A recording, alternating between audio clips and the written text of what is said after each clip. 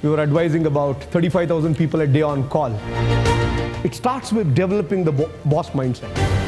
Startup, funding, valuation, $1 million, $1 billion, that's how it works. These AI-proof businesses, which no AI can take away, no Google, no Microsoft, no Facebook can disrupt overnight. You have to be very clear, this is the business I'm going to start. So you have to have that confidence, this is what I'm going to do for the rest of my life. We designed this model in such a way that, okay, my consumer is not my customer. Statement, you should be able to discover why people will buy from you. Running business as a boss. You start with developing the boss mindset. We have created something called finance dashboard, accounting dashboard, and bank reconciliation statement. The biggest gift you're going to get from here is, apart from workbook, the contact. If you fail mentally, if you fail your soul, then you're failed.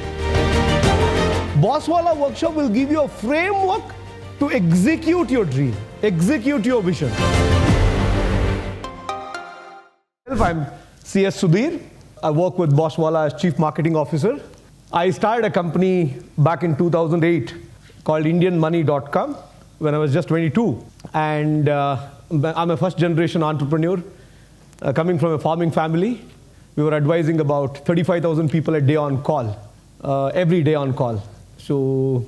But then we decided to move from on-call financial education model to app-based livelihood education. So we rebranded Indian Money as Freedom App in 2020.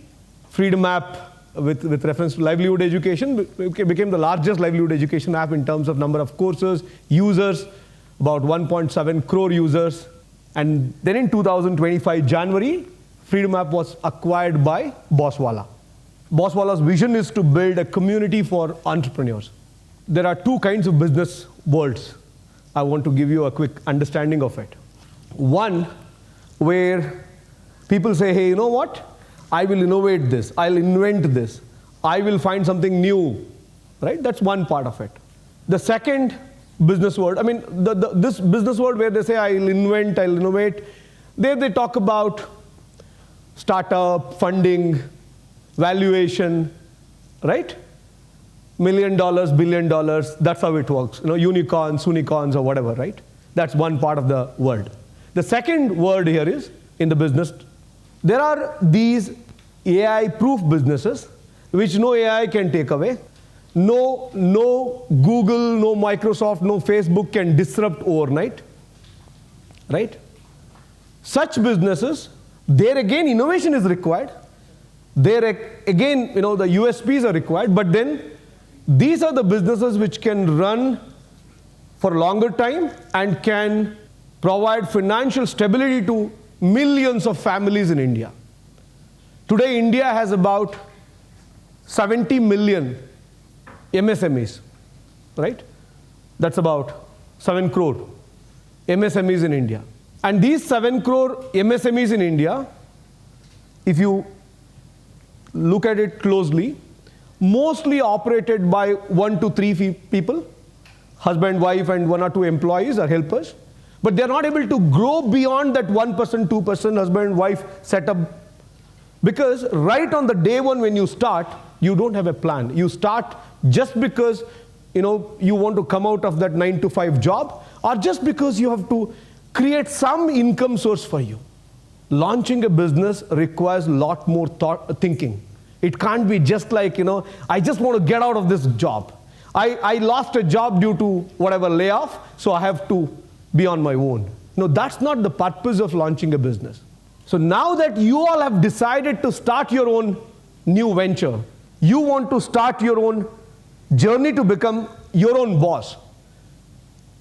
Bosswala is here with you to help you plan your journey really well, structure it really well, so that you don't remain just a 1%, 2% business or a self-employment trap. Most of these small businesses are into self-employment trap. We don't want you to get into self-employment trap where you just give a job to yourself. That's not the idea. You understand the difference between self-employment and business owner? Right? We want you to become a business owner. It starts with developing the boss mindset. Every morning you go open the shop, you work, you have no time to think. That's not what you have to do, right? You have decided to come out of your job, 9-to-5 job, to enjoy freedom. Finding the right business idea. A lot of people think, my friend is doing this business, is very successful, let me also start. Right?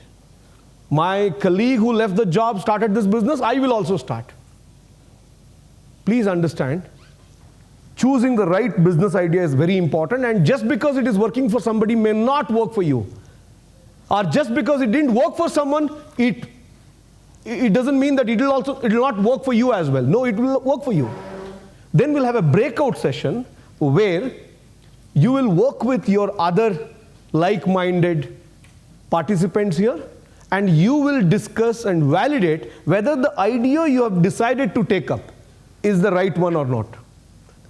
So a lot of people say, I'm working here for time pass, or I'm working for temporary. A lot of people say, hey, I'm preparing for UPSC, I'm just taking up this job for temporary, just for time being. I want to start my business, so I'm just taking up this job for temporary, for time being. But business is not like that. I will start $1 billion business tomorrow, so I am doing this for stopgap. That's not the kind. You understand, right? So you have to be very clear, this is the business I'm going to start. So you have to have that confidence, this is what I'm going to do for the rest of my life. By building a community of entrepreneurs like you, in the long run, we will build something big. Right? So a lot of times, business model design is all about that. It's not just today. It's not just about, making money. It's also about how do you define it in a way that it is sustainable and profitable and it scales in the long term. So we were able to advise 35,000 people a day. People used to just leave missed call, 35,000 people a day, only because we designed this model in such a way that, okay, my consumer is not my customer. So similar way, you are going to decide today, how should I price my product? What are my cost structures? How do I make money? Who should I charge? All that is going to be decided in this session. Legal and financial setup. Should you have a partner? Should you start solo? Do you have to start a proprietorship or a one-person company? What is the difference? Partnership firm or a limited liability partnership? Limited liability partnership or a private limited company? What should you start? Do you need a registration or not? Do you need GST or not? How do you get money? Who's going to give you funds? Should you apply for bank loan? Are there any government schemes? You're going to learn all that there. We're going to have a session on acquiring and retaining customers. We'll have a breakout session on why will people buy from you. You should be able to discover and make that statement. You should be able to discover why people will buy from you. Let's say there are already 10 people running a beauty salon in your area. You start the 11th one. Why would people come to you, not to those 10 others? There are already 10 supermarkets in your area. You start a small provision store. Why would people come to you? Running business as a boss. You start with developing the boss mindset, and here you're getting to learn the strategies you have to follow, the systems you have to build to run a business as a boss, not like a self-employed person. Is that clear? So that's what you're going to learn. Then, finance and accounting session, we're going to learn practically something which I have developed. We have created something called finance dashboard, accounting dashboard, and bank reconciliation statement. So BRS. The bank reconciliation statement which normally CAs do versus what we will teach you here is totally different.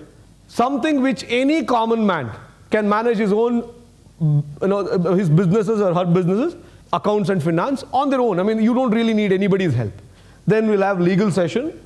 Legal session doesn't mean going to court or things like that, but then protecting yourself from not going to court. Or in case if you go to court also, you should be protected. How? Right from partnership deed, invoice copy, agreements, all those things are going to be discussed. Then we will have business plan development. We have a business plan template at the end. We have also provided a sample template. You should be able to write your business plan so clearly. This is going to be my business. This is how I operate.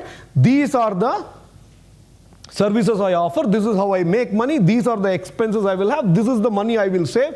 So you will have a clear business plans. At the end, we'll have about 2 hours where each one of you will come on stage, present your business to others. You may get another partner from here. You may get some customer from here, some supplier from here. You will present your business, whatever you would have developed in these 2 days. You'll come here on stage and present it to others. The biggest gift you're going to get from here is, apart from workbook, the contacts. Tomorrow when you get stuck, you can call one of them. They would be going through the same problem, or they've just finished it. They can share their journey with you. They can share how did they handle it. Is that okay? Why work for a boss when you can be one? Right? So, I think when I was in college, I read there's a book called Polyester Prince. Polyester Prince is about Dhirubhai Ambani's journey of building Reliance. Right from Dhirubhai Ambani working in MN in petrol bunk to building Vimal, building Reliance, how he did this. I think he is is a great inspiration for all of us here, right? So, because when he built, I think, world's largest polyester mill in Naroda, he had only one person who had studied more than 12th standard. Only one person. And most of them were like 10th or below 10th. He had bought the world's advanced machineries to build the polyester mill, world's largest, I think, or Asia's largest polyester mill in India. How did he do that? With such limited resources. What people say is, if Dhirubhai is there somewhere, it's like automatically everybody gets energy. I think that's the first quality of an entrepreneur. A professor once was conducting a research. What he did, he got a big fish tank, big fish tank, poured water into it. Then he dropped one big shark fish into it. It was very happy, fresh water. Now he started dropping small fishes into the pond, same fish tank. The shark was so happy, it started attacking each small fish and started eating them. And then what he did, he put a transparent partition in between this fish tank. So there is a transparent partition, glass partition. Now one side you have shark fish, the other side is empty. Other side is completely empty. Now he started pouring, dropping these small fishes into it. So now one side you have small fishes, other side is shark fish. What does it do naturally? Start attacking them. What happened? It went and hit that glass partition, came back. Did it many times. Then it got hurt. After a day, it stopped attacking. Then the professor slowly removed the partition. After removing the partition, these small fishes started flowing very close to the shark fish, but then shark fish didn't even attempt to eat them. You know why? It was clearly fixed in its mind that it won't work. If I attempt to eat them, I'll get hurt. Most people don't do anything in life with this one thing, the barrier which doesn't even exist, but it's there in their mind. Some mental barrier, something which you have put to yourself. Most people. And sometimes what happens, you have not even experienced it, somebody tells you something. Like your father says, no, I tried this, that doesn't work. You take up a job. Somebody says, no, like my father used to tell me, my grandfather started a business and he failed and he lost a lot. So business is not for us. And this is how we hear stories. And most people don't do anything in life. They don't take this adventurous route just because of this mental barrier. Can we kill it today? Do you want to become like the shark? Yeah. No. You should not. You should not. Right? You fail, it's okay. Let's rediscover. Find out what else can be done. We failed many times, right? Everybody fails in life. It's absolutely fine. Let's find out what more can be done. I know I was I'll give you one more story of Dhirubhai Ambani. When he started his trading business in Bombay, he had borrowed money from all these Marwadis and others in Bombay. People had given him money on interest. So he was like doing really well.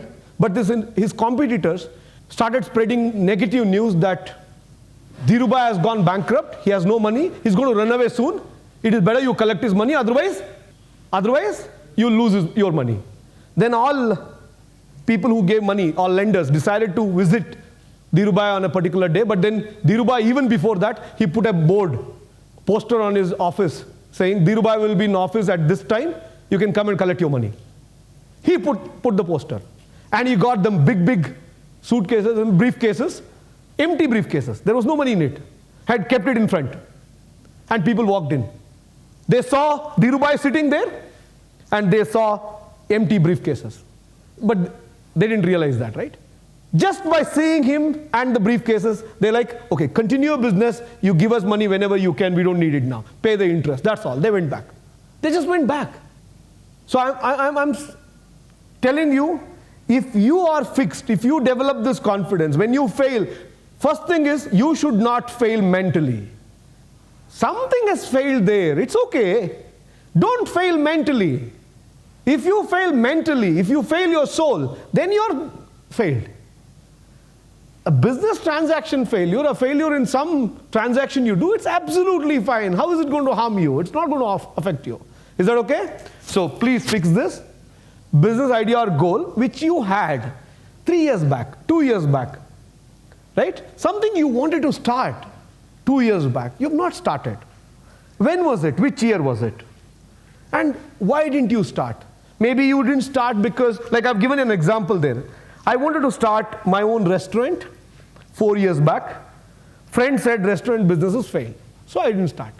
So like this, that Shark Tank example I gave you, the shark example, please write down all the ideas you had 3 years back, 5 years back, but you didn't start for whatever reason. Please mention that here. So don't kill your ideas. Don't kill your dreams just because of obstacles you find. Right? Find a way to make it happen. Find a way to make it happen. A lot of people don't come. Like for example, this workshop. Many people wanted to attend. Many people wanted to attend. But they didn't because they thought, okay, hey, instead of paying 6,000 here, let me pay 6,000 somewhere else. Or okay, people have that mindset, right? A lot of things, they say this right when it comes to the word priority. It's not plural. It's never plural. It's always singular. It's priority, not priorities. You can never have multiple priorities. Only one. You do that one really well, rest all is taken care automatically. Like Shashi Reddy sir says, our CEO, Boschwala, he says, my driver can do 10 things at a time, but only I can do one thing at a time. What a statement. I mean, there is nothing like you have to do multiple things. Just do one thing right. Rest all is automatically taken care. Do you really have to do 100 other things? Just that one thing you do well. Rest all you can hire people to do it. What you wanted to start? So I thought of starting an online education courses like a Baswala. So I was doing some research and groundwork, but I was like committed to my job because of my EMIs and my family responsibilities. So I was not able to switch to my business. So I have EMIs. So I thought of first clear my commitments. Then meanwhile I will have my groundwork. So I will start someday. So it's going like never ending. It will take so much time to clear my EMIs, right? So I thought of whatever the way I have to clear my EMIs. So I'm doing some hard work, part-time job. Even I do some Zomato when I required some weekly 1 to 2,000 for EB or Wi-Fi bills. So I will do 1 to 2 hours daily Zomato delivery services. So I'm doing, so this is what I wanted to explain. Anything? I can give you a lot of motivation today. You'll hear from all the experts. You'll be like, oh my God, I will also start tomorrow. But once you go home, your wife or husband will say, nah, this you can't do. Or some email from your manager in the office. Some work will come. Or your EMIs you'll remember. Something will happen. Then your motivation is again gone to zero. So don't start anything because somebody motivated you to start. No. There's something called intrinsic motivation. Intrinsic motivation. It comes from within. It comes from within. You are driven by your instinct. You have to do it. Not because someone motivated you. Not because you attended Bosswala workshop. Bosswala workshop will give you a framework to execute your dream. Execute your vision. Very, very important. I want you to remember this because understand the difference between external motivation and intrinsic motivation.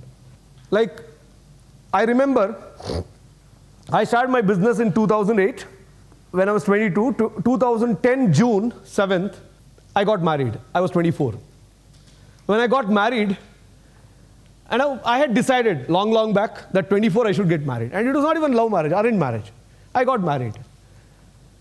And I was living in a small 4,000 rupee rent, not even 1 BHK, 1 bedroom, kitchen kind of small place.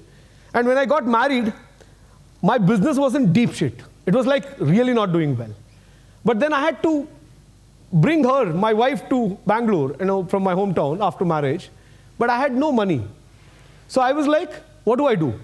Then immediately thought about an idea. I took a three-bedroom house on rent, a big one, and 13,000 rupee rent that time, back in 2010. And I requested 4 of my cousin brothers who used to live in Bangalore to stay with me. And I charged them 4,000 each. So 16,000 I got. I was still left with 3,000 rupee to pay electricity, water bill, and other things. And my dad used to send rice from home. So somehow I was able to manage. My wife used to cook for them. So she got married to a CEO of a company, startup. And she came home to cook for these 4 boys. Okay? But I had to survive, right? And then after marriage, I had to sell my car. So when I got married, I had a car. After a month, when I had to travel back to my wife's place, I didn't have a car. Son-in-law, who came in car to get married, had no car after marriage. But I was committed to business. Then I had to pledge, I think 2010 June I got married. By December 2010, I had pledged my wife's all gold. Completely. Point I'm saying is, how committed are you to your business? You can't just give up, no? Only if you have intrinsic motivation that you have to do it, then you will not give up. Otherwise, these problems, challenges, you will be like, okay, chalo, man, why do I need to struggle like this? Bosswala. Be the boss.